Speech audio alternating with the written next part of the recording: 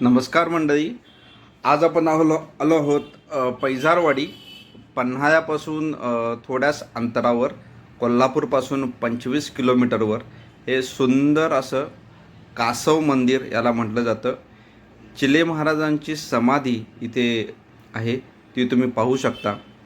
आणि तुम्ही पाहू शकता की एकदम सुंदर असं हे मंदिर कासवाच्या स्वरूपामध्ये बांधलेलं आहे.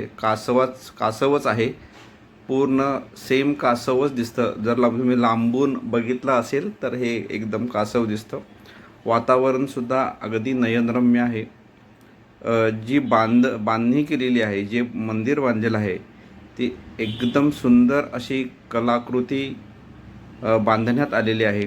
बघून जर बघितलं तर तुम्हाला मन एकदम प्रसन्न वाटतं. तुम्ही पाहू शकता की इथे एक सध्या कार्यक्रम एक सुरू आहे, कोणता तरी उत्सव किंवा असं काहीतरी सुरू आहे.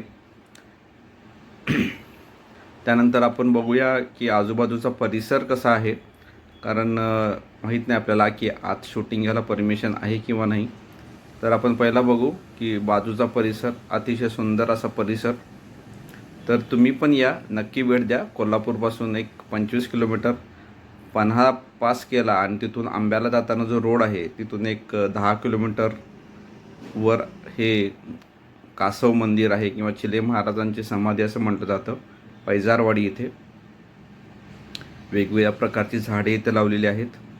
आणि बघू शकता तुम्ही छतावर भगवा झेंडा पण फडकतोय.